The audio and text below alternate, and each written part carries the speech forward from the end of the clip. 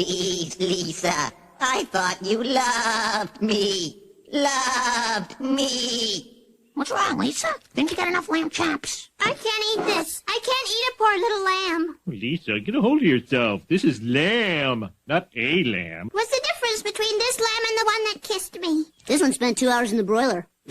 But sensible bites. All right, Lisa, if you don't want lamb chops, there's lots of other things I can make. Chicken breast, rump roast, hot dogs.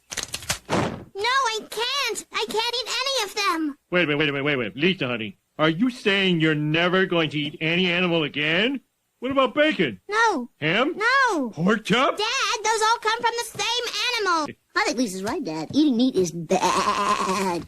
Welcome on Let's Talk. I am so happy to have you here with us too. Today we'll talk about veganism. We will talk about eating animals. We're humans designed to eat animals. So I'm going to play devil's advocate, and I will start with the first argument. Here we go. We are designed to eat meat. Eating meat is natural for us. What do you think about that? What do I think about it being normal for us to eat meat, necessary for us to eat meat? Well, if it was normal, if we look at other meat eaters, for instance, in the animal kingdom, do they need weapons? Do they need spears, knives, etc. to kill their prey? No, of course they don't. They already come equipped.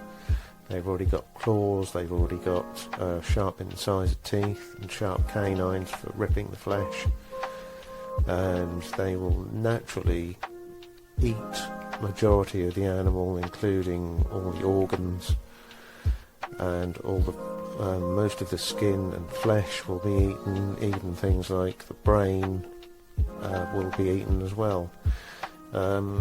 If we were to show what animals do directly to somebody who says it's normal and natural for us to eat meat and to need it, then most people would actually be physically disgusted that the animal was actually eating all the organs and drinking the blood of the animal. It's not normal for people generally in society to eat the entire animal. There's only perhaps very few tribes that still carry on and do this.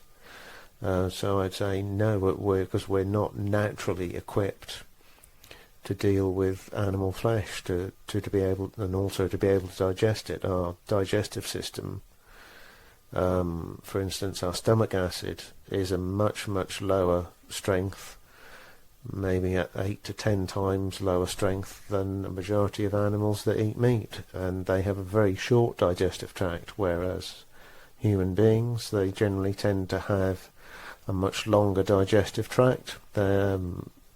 They have a much larger intestines than all carnivores do, indicating that we are herbivorous animals. The other argument I've heard is well, we are omnivorous.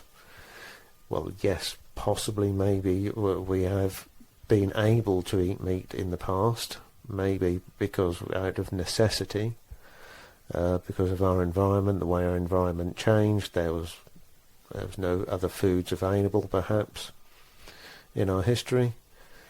But we are now at a point in history where, let's face it, we can access any foods from all over the world, usually within a week we can get something from the other side of the world.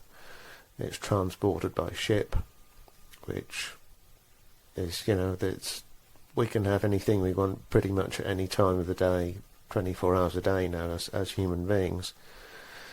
So even if it was, I would argue that no, it's not normal. Maybe it might have been necessary in our past when we came down from the trees and we were in the savanna deserts. Perhaps maybe we needed to, but we certainly wouldn't have been operating at our optimum in that way, and we certainly wouldn't have been looking for things like to have agricultural methods of growing grains, of growing tubers and roots, and growing plants generally to eat. So no, I totally disagree that it's normal and necessary. Particularly now with a lot of research that has come out through a lot of organisations that showing us that meat is actually very unhealthy for us. We don't function particularly well on animal proteins in particular, and the available protein from said animal products is not necessarily as digestible as plant proteins.